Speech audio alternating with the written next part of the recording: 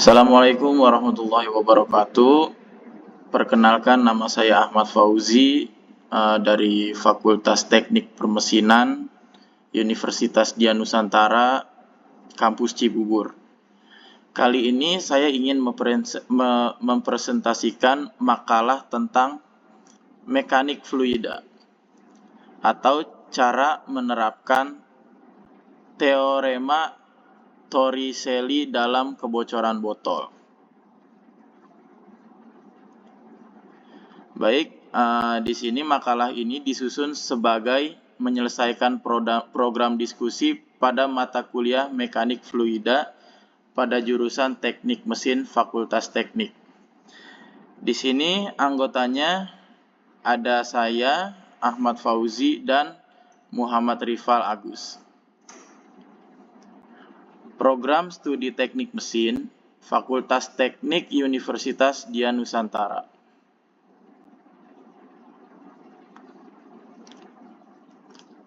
Sebagai pendahuluan, suatu zat yang mempunyai kemampuan mengalir dinamakan fluida. Cairan adalah salah satu jenis fluida yang mempunyai kerapatan mendekati zat padat. Letak partikelnya lebih merenggang karena gaya interaksi antar partikelnya lemah. Gas juga merupakan fluida yang tereaksi antar partikelnya sangat lemah sehingga diabaikan. Fluida dapat ditinjau sebagai sistem partikel dan kita dapat menelaah sifat dengan menggunakan konsep mekanika partikel. Untuk memudahkan dalam mempelajari, fluida di sini dianggap steady, mempunyai kecepatan yang konstan terhadap waktu.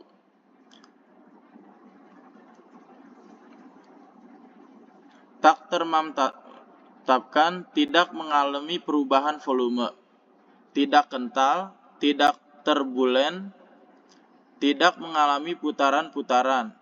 Dalam kehidupan sehari-hari, banyak sekali hal yang berkaitan dengan fluida dinamis ini. Apabila fluida mengalami gaya geser, maka akan siap untuk mengalir.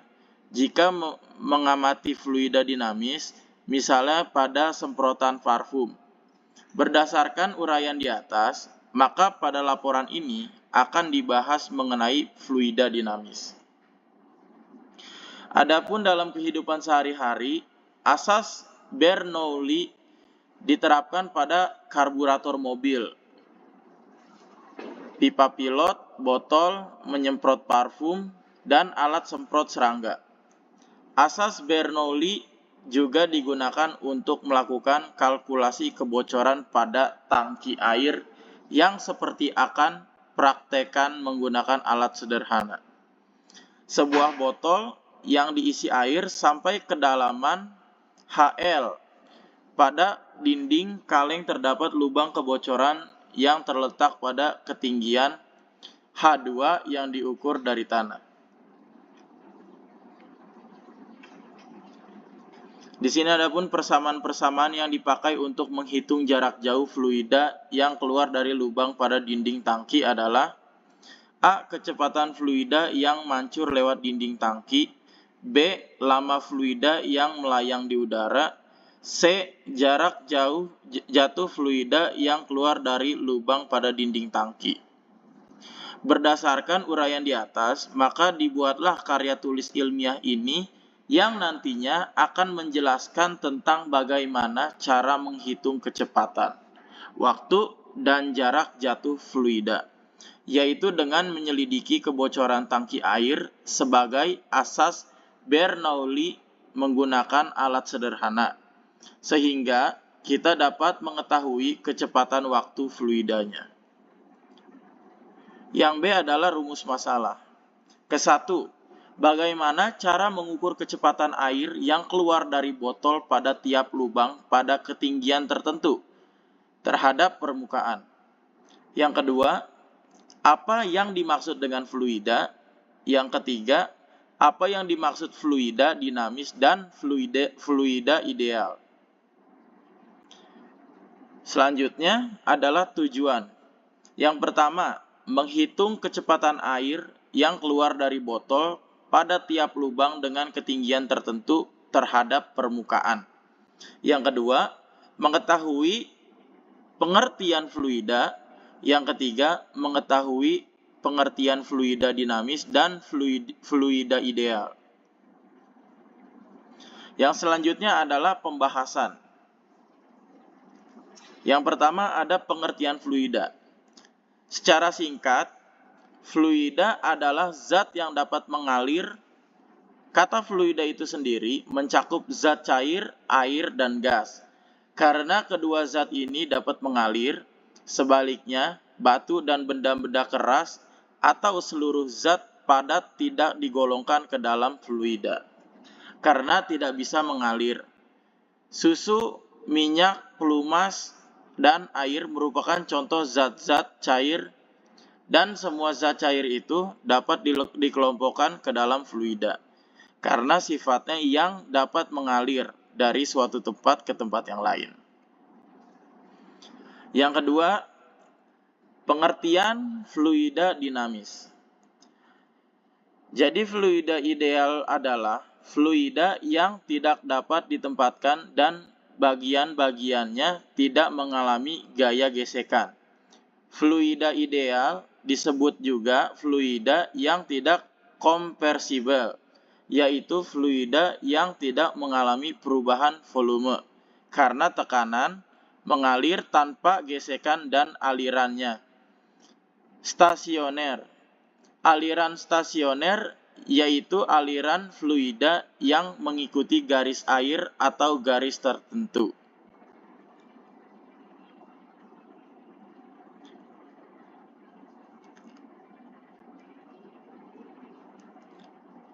Di sini ada pun azas Bernoulli. Prinsipnya adalah prinsip Bernoulli, sebuah istilah di dalam mekanika fluida yang menyatakan bahwa pada suatu aliran fluida, peningkatan pada kecepatan fluida akan menimbulkan penurunan tekanan pada aliran tersebut. Yang kedua, asas Bernoulli pun asas Bernoulli dikemukakan pertama kali oleh Daniel Bernoulli pada tahun 1700 sampai dengan 1782 dalam kertas kerjanya yang berjudul Bernoulli menunjukkan bahwa begitu kecepatan aliran fluida meningkat, maka tekanannya justru menurun. Yang ketiga, persamaan azas Bernoulli. Jika M adalah massa zat cair yang berpindah, adalah massa jenis zat cair, dan MP adalah volume zat cair yang berpindah, maka jumlah semua usaha yang menggerakkan zat cair adalah sama dengan bertambahnya energi kinetik dan energi potensial. Yang keempat, aplikasi atau penerapan zat Bernoulli.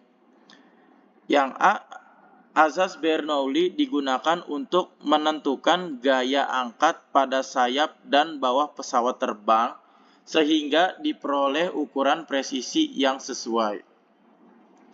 Yang B, azas Bernoulli dipakai pada penggunaan mesin karburator yang berfungsi mengalirkan bahan bakar dan mencampurnya dengan aliran udara masuk. Salah satu pemakaian karburator adalah dalam kendaraan bermotor seperti mobil. Yang C, azas Bernoulli berlaku pada aliran air melalui pipa dan tangki penampung menuju bak-bak penampung. Biasanya digunakan di rumah-rumah permukiman.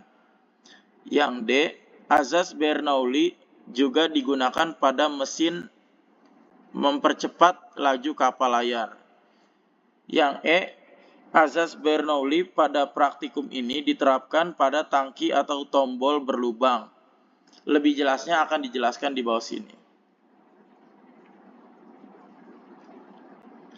Di sini adalah penerapan azas Bernoulli pada botol berlubang. Skema persamaan Bernoulli untuk fluida dalam tangki atau botol terdapat kebocoran dalam ketinggian tertentu pada percobaan ini. Yang keenam adalah teorema Torricelli. Teorema Torricelli ini mengatakan bahwa kelajuan fluida menyembur keluar dari lubang yang terletak pada jarak di bawah permukaan atas fluida dalam tangki sama seperti kelajuan yang akan diperboleh sebuah benda jatuh bebas dari ketinggian. Teorema ini hanya berlaku jika ujung wadah terbuka terhadap atmosfer dan luas lubang jauh lebih kecil dari luas penampang wadah. Yang B, alat dan bahan. Alat dan bahan. Di sini ada 2 botol, air secukupnya, paku yang dipanasi atau pelubang botol, penggaris, dan spidol. Adapun langkah kerjanya, yang pertama adalah siapkan seluruh peralatan yang digunakan dalam praktikum. Yang kedua, lakukan pemotongan pada botol bagian atasnya, kemudian berilah lubang pada botol dengan menggunakan solder atau paku yang dipanaskan. Sejumlah buah dengan jarak yang sama. Yang ketiga, ukur tinggi botol, volume botol, dan diameter botol menggunakan penggaris dan sentimeter. Yang keempat, 4 sisi botol dengan air sampai penuh, dengan 3 lubangnya ditutup dengan lakban. Kemudian, lakban pada lubang pertama dibuka, hitung waktunya air keluar sampai tidak mengalir lagi dengan menambahkan stopwatch. Isi kembali botol dengan air sampai penuh, di mana ketiga lubang ditutup kembali. Buka lubang dengan hitungan waktu air keluar sampai air tidak mengalir lagi dengan menggunakan stopwatch. Yang keenam, isi kembali botol dengan air sampai penuh, di mana ketiga lubang ditutup kembali. Buka lubang ketiga, hitung waktunya air keluar sampai titik tidak mengalir lagi dengan menggunakan stopwatch. Yang ketujuh, setelah menghitung waktunya air keluar dari botol, catatlah berapa data penting pada percobaan. Dalam kurung, waktu tumpahnya air hingga habis dari dalam botol, waktunya dihitung dengan stopwatch dan alat tulis yang ada. Selain itu, selama seluruh kegiatan berlangsung, siapkan kamera foto yang digunakan untuk merekam. Yang kedelapan, membandingkan data setiap perlakuan dan tuangan ke dalam bentuk tabel, serta diskusikan hasil analisa percobaan serta membandingkannya dengan hasil teori. Yang selanjutnya adalah kesimpulan. Jadi kesimpulannya adalah fluida adalah zat yang dapat mengalir. Fluida ideal adalah fluida yang tidak dapat ditempatkan dan bagian-bagiannya tidak mengalami gaya gesekan. Fluida ideal disebut juga fluida yang tidak kompressibel, yaitu fluida yang mengalami perubahan volume karena tekanan, mengalir tanpa gesekan, dan aliran stasioner. Selanjutnya, asas Bernoulli adalah tekanan fluida di tempat yang kecepatan tinggi lebih kecil daripada di tempat yang kecepatannya lebih rendah. Jadi semakin besar kecepatan fluida dalam suatu pipa, maka tekanannya makin kecil.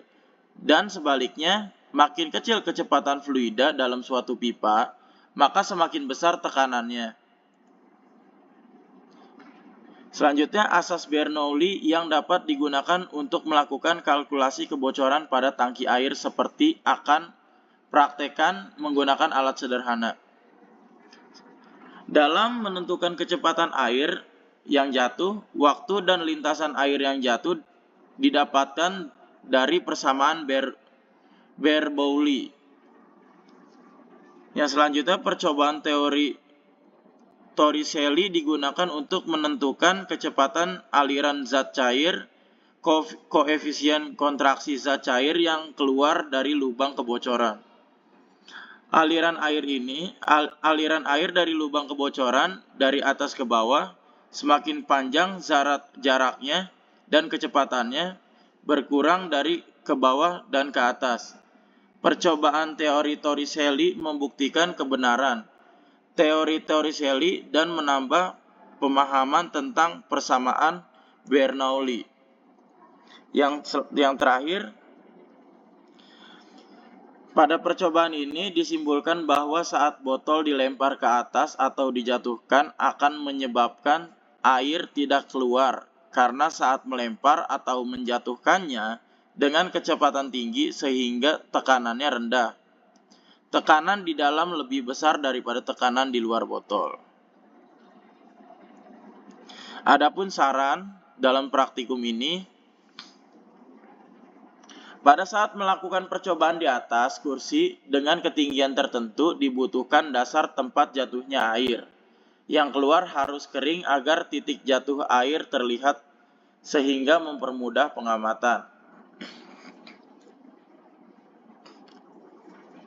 Yang kedua, pada saat menjatuhkan atau melepaskan botol ke tanah, diperlukan ketelitian dalam mengamati air keluar atau tidak. Yang ketiga, pada saat melempar botol ke atas, diperlukan ketelitian dalam mengamati air keluar atau tidak. Selanjutnya, dalam mengukur, kita harus benar-benar teliti. Selanjutnya, pengukuran juga harus tepat. Yang selanjutnya, dalam pengukuran rumus harus teliti dalam menghitung. Ini sebagai contoh gambaran pada saat melakukan praktek.